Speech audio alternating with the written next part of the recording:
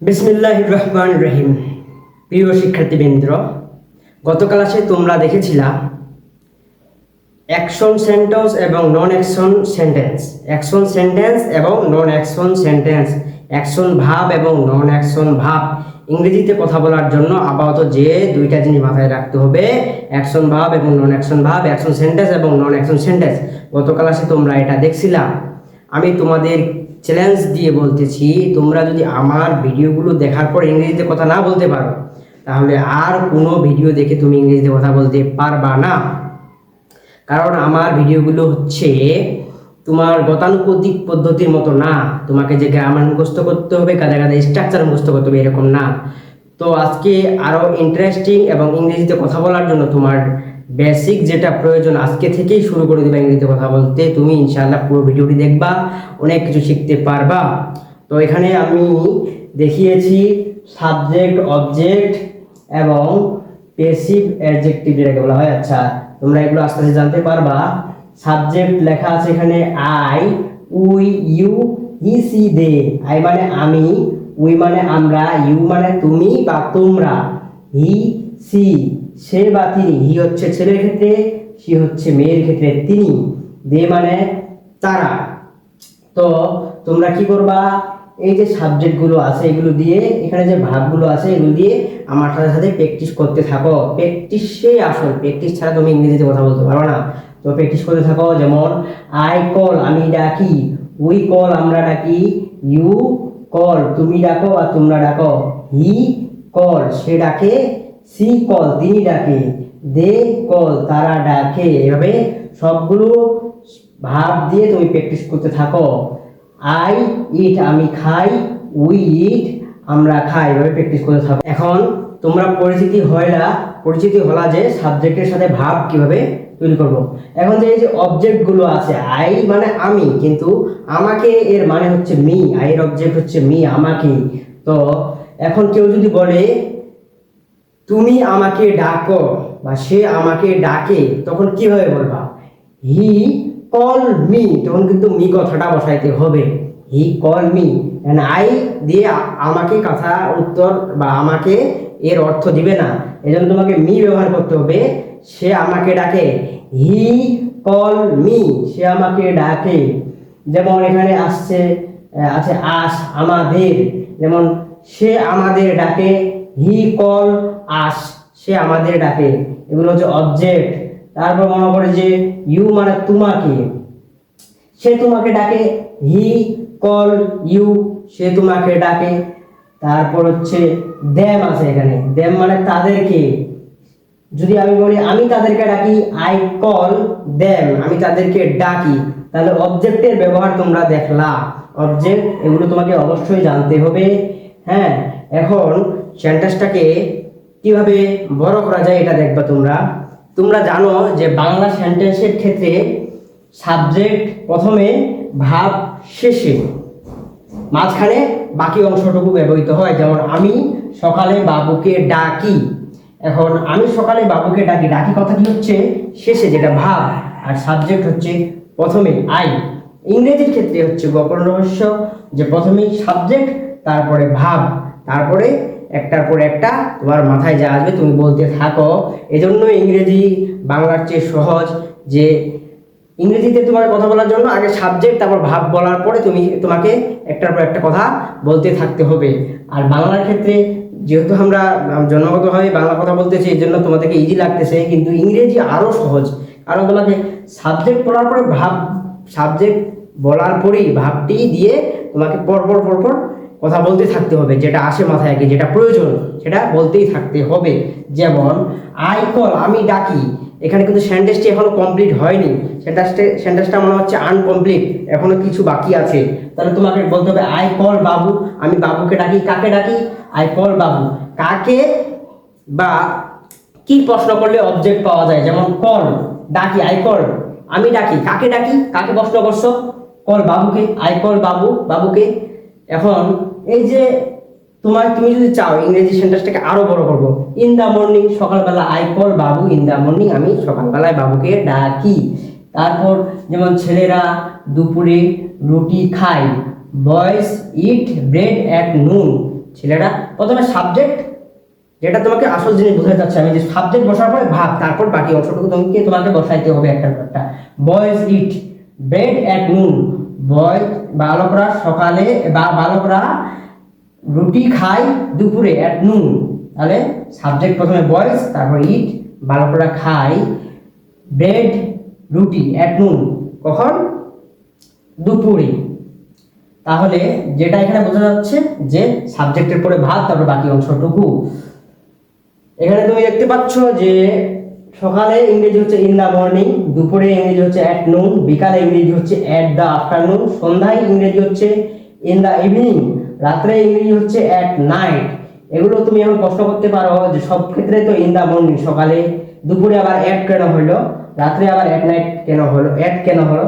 এটা তোমরা আমি যখন প্রিপোজিশন ক্লাসটা নেব তখন তোমরা বুঝতে পারবা। আপাতত জেনে রাখো, সকালে ইংরেজি ইন দা মর্নিং, দুপুরে ইংরেজি অ্যাট নুন, বিকালে ইংরেজি হচ্ছে অ্যাট, বিকালে ইংরেজি হচ্ছে ইন দা আফটারনুন, আর সন্ধ্যায় ইংরেজি হচ্ছে ইন দা ইভিনিং, রাত্রে ইংরেজি হচ্ছে অ্যাট নাইট। তো তুমি এখন ইংরেজি সেন্টেন্সটা বড় করার জন্য এই যে আমি সকালে বাবুকে ডাকি, সাবজেক্টের উপরে ভাব বসাইলা, আই কল বাবু, কখন? সকালে। এই যে এখানে লেখা আছে ইন দা মর্নিং, তুমি বসাই দিলা ইন দা মর্নিং। আমি সকালে বাবুকে ডাকি, কেন ডাকি? নাস্তা করার জন্য, ফর ব্রেকফাস্ট। এভাবে তুমি বানাতে থাকবা যত প্রয়োজন। তো তোমাকে জাস্ট মাথায় রাখতে হবে দুইটা জিনিস, সাবজেক্ট পরে ভাবটা আমি ইংরেজি ক্ষেত্রে বসাই দেবো, বাকি কথাগুলো যেগুলো প্রয়োজন সেগুলো একটা পর একটা বলতে থাকবো। বাস, ইংরেজি খুবই সহজ, ইংরেজি বাংলা অন্যান্য ভাষার চেয়ে সহজ, এটাই আমি বোঝাতে চাচ্ছি। এখন দ্বিতীয় যেটা পার্ট আমি তোমাদেরকে শিখাবো সেটা হচ্ছে একটা সেন্টেন্সকে তুমি কিভাবে না বোধক করবা। একটা সেন্টেন্সকে তোমরা কিভাবে না বোধক করবা, দেখতে থাকো, খুব ইন্টারেস্টিং এবং মজার বিষয়। এখানে বলা হয়েছে আমি সকালে বাবুকে ডাকি। এখন যদি তুমি বলো আমি সকালে বাবুকে ডাকি না, সকালে বাবুকে ডাকি না, তাহলে কি হবে, কিভাবে বলতে হবে? এখানে বলতে হবে আই ডোন্ট, লিখলি এনাফ, আই ডোন্ট। এটা হচ্ছে ডু নট এর সংক্ষিপ্ত রূপ don't. I don't call Babu in the morning, আমি সকালে বাবুকে ডাকি না। এখানে আছে কি, ছেলেরা দুপুরে রুটি খায়। তুমি যদি বলো ছেলেরা দুপুরে রুটি খায় না, ছেলেরা দুপুরে রুটি খায় না, তাহলে কি হবে? Boys don't, boys don't eat bread at noon, বয়েজরা দুপুরে রুটি খায় না। এখানে কি লেখা আছে? মা রান্না করে, মাদার কুক ফুড। যদি তুমি বলো মা রান্না করে না, তাহলে মাদার ডাজন্ট হবে, মাদার ডাজন্ট। এই জন্য এখানে তো তুমি প্রশ্ন করতে পারো যে এখানে ডাজন্ট কেন, ডাজন্ট, এখানে ডাজন্ট কেন? এখানে ডাজন্ট এই জন্যই, মাদার হচ্ছে থার্ড পারসন সিঙ্গুলার নাম্বার, এই জন্য মাদারের পর ডাজন্ট কুক ফুড। এখানে প্রথমে এখানে যদি নাবোধক না হতো যে মা রান্না করে, তখন হচ্ছে মা রান্না করে ইংরেজি মাদার কুক ফুড।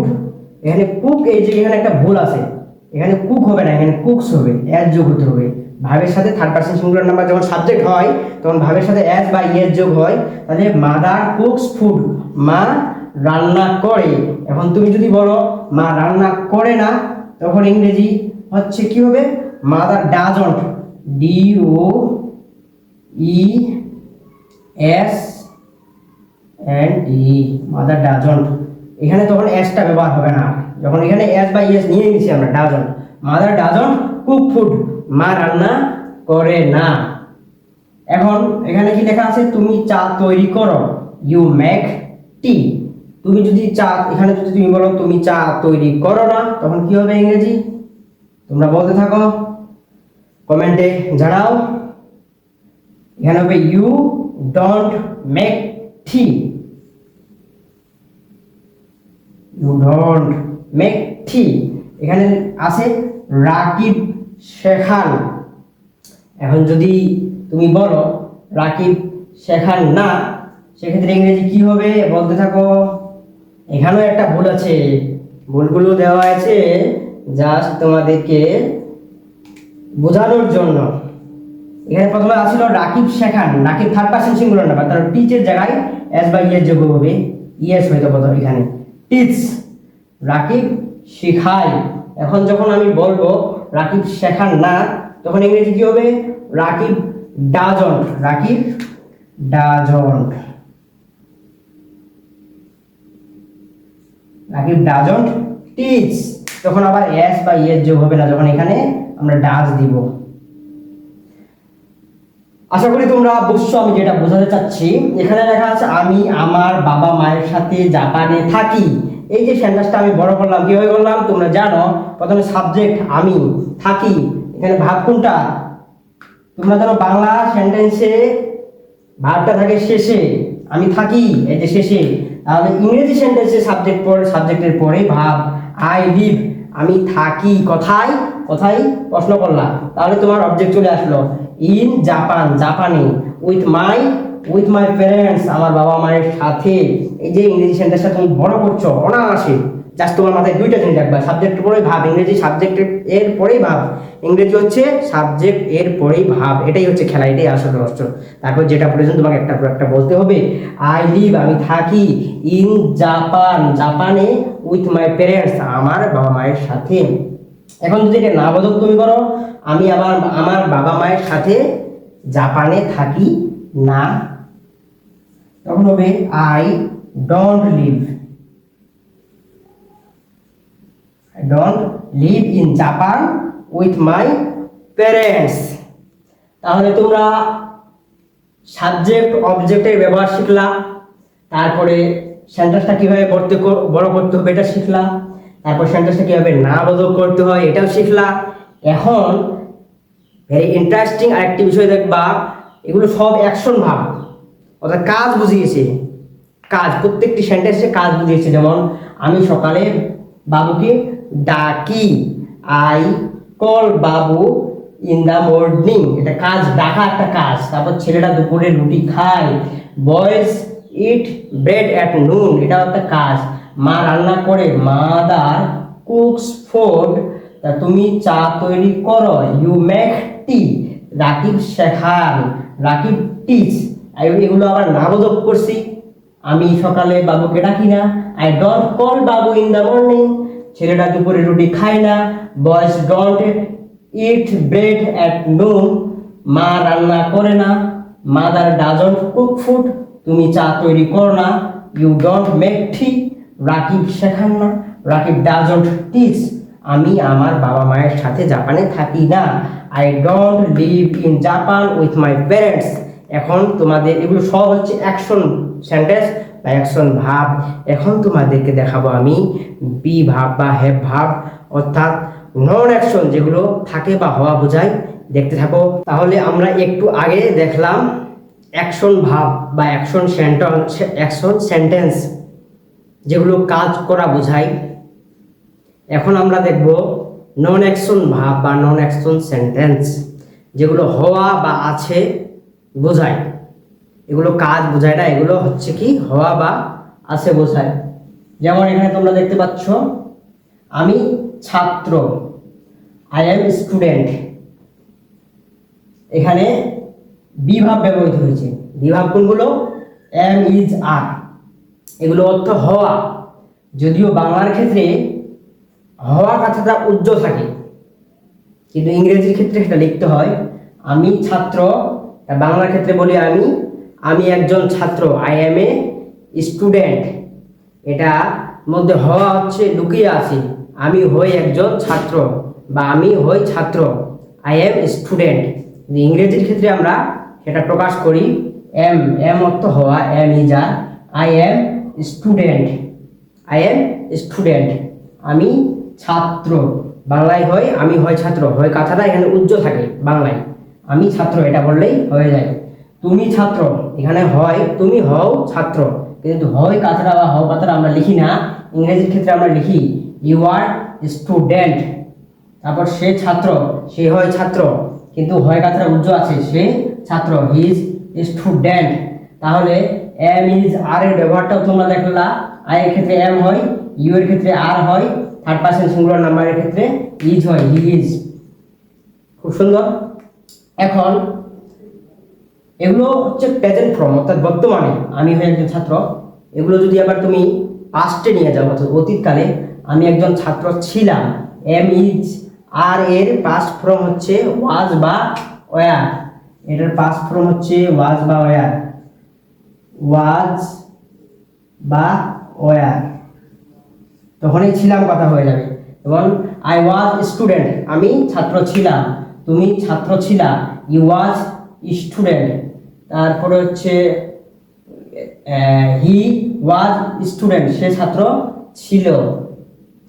যদি এখানে আমরা পুরাণ ব্যবহার করতাম দে, দে ওয়ার স্টুডেন্ট, তারা ছাত্র ছিল, তখন ওয়ার হতো। You were, you was a student, সে তুমি একজন ছাত্র ছিলা। এভাবে আমরা পাস্টে পরিবর্তন করতে পারবো। এটা আবার আমরা ফিউচারেও পরিবর্তন করতে পারবো। জাস্ট এখানে আই উইল বি মানে সেট করে দিলেই এটা ফিউচারে হয়ে যাবে, মানে ভবিষ্যতে আমি একজন ছাত্র হব বা আমি একজন ডাক্তার হব। আই উইল বি স্টুডেন্ট, এগুলো সব বিভাব। এগুলো কি ভাব? বিভাব। তুমি একজন ডাক্তার হও, ইউ, তুমি একজন ডাক্তার হবা, you will be a doctor. Will be হচ্ছে এটা ফিউচারে নিয়ে চলে গেল। তাহলে এম ইজ আর এগুলো বিভাব। এর পাস্ট ফর্ম হচ্ছে ওয়াজ ওয়ার, এবং ফিউচার ফর্ম হচ্ছে উইল বি। কি? Will be. ফিউচার ফর্ম হচ্ছে উইল বি। এই তাহলে খুবই সোজা জিনিস। তারপরে হচ্ছে হ্যাভ, মানে আছে যখন বোঝাবে, কোনো কিছু আছে। আমার একটি কার আছে, আই হ্যাভ এ কার। তোমার একটি কার আছে, ইউ হ্যাভ এ কার। তার একটি কার আছে, হি, এখানে সরি, এখানে হ্যাভ হবে না, এখানে হ্যাজ হবে, এখানে হ্যাজ। হি হ্যাজ এ কার, তার একটি কার আছে। থার্ড পারসন সিঙ্গুলার নাম্বার হলে হ্যাজ হয়, হি হ্যাজ এ কার। এখন এটা যদি তুমি পাস্টে নিয়ে যাও, হ্যাজ এর পাস্ট ফর্ম হচ্ছে হ্যাড। পাস্ট ফর্ম কি? পাস্ট ফর্ম হচ্ছে হ্যাড। এটা লাল কালি দিয়ে লিখি, হ্যাড। আই হ্যাড এ কার, আমার একটি কার ছিল। তোমার একটি কার ছিল, ইউ হ্যাড এ কার, তোমার একটি কার ছিল। তার একটি কার ছিল, he had a car. Had বসাই দিলে এটা হয়ে গেল আমাদের কি? পাস্ট। তাহলে এগুলো হচ্ছে সব নন অ্যাকশন, যেগুলো হওয়া বা আছে বোঝাই।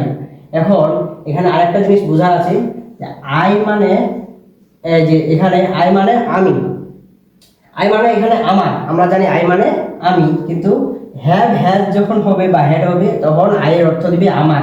আই হ্যাভ এ কার, আমার একটি গাড়ি আছে।